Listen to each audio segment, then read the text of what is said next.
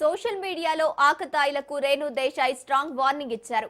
కొంతమంది సెలబ్రిటీలను తిట్టి ఫేమస్ అవ్వాలనుకుంటున్నారని ఆగ్రహం వ్యక్తం చేశారు.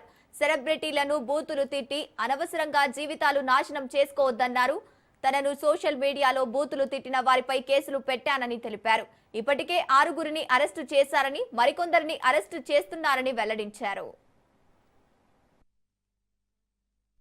So when I made live last time, నేను లాస్ట్ టైం లైవ్కి వచ్చి చెప్పాను, ఇప్పుడు నాకు మీరు బూతులు తిడితే నేను మీకు అరెస్ట్ చేపిస్తాను. We have arrested more than 6 people. కానీ దాంట్లో ఇద్దరిదే రిలీజ్ చేశారు. దాని తర్వాత ఎందుకు రిలీజ్ ఆపేశారంటే, ఇంకొక ఇద్దరిని అడిగితే మీరు ఎందుకు ఇట్లా బూతులు పెడుతున్నారు, మీకు తెలియలేదు కదా ఆవిడ ఏంటి పర్సనల్ గా కాదు, నేను ఇట్లా ఏదో సెలబ్రిటీ గురించి తప్పు రాసేస్తే బూతులు పెట్టేస్తే నేను ఫేమస్ అయిపోతాను, నాకు యూట్యూబ్ లో ఫాలోయింగ్ వస్తుంది, నాకు ఇన్స్టాగ్రామ్ లో ఫాలోయింగ్ వస్తుంది, అట్లా చెప్పిన తర్వాత we took a decision, we are not going to reveal the identities in public, but the arrests are going on. ఇప్పుడు దీని ముందు మీరు ఇప్పుడు ఎవరైనా బూతులు పెట్టేస్తే మీ ఇంటి వాళ్ళు ఇన్ఫార్మ్ అవుతున్నారు, మీ సొసైటీ ముందు మీకు అరెస్ట్ చేసేస్తారు, వాళ్ళు పోలీస్ స్టేషన్ తీసుకొస్తారు, మీ కెరియర్ మీద మీ లైఫ్ మీద ఒక బ్లాక్ మార్క్ ఉంటుంది. సో కొంచెం మీ ఫ్రీడమ్ ఆఫ్ ఎక్స్ప్రెషన్ వేరే ఉంటుంది, కానీ ఎవరైనా బూతులు పెట్టడం వేరే ఉంటుంది. కొంచెం ఆలోచించుకొని ఇలాంటి పని చేయండి. ఇది మంచిది కాదు, నిజంగా మంచిది కాదు ఇట్లా బూతులు పెట్టడం.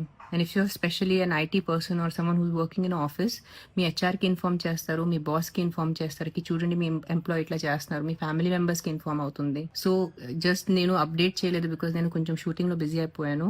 సో అప్డేట్ అవ్వలేదు, డోంట్ థింక్ దాట్ ఓ వీళ్ళు మర్చిపోయారు ఇప్పుడు ఏం ఫాలో అవ్వాలి. Everyday we are following up, everyday the arrest are happening.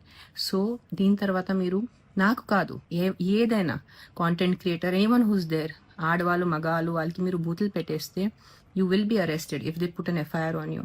So when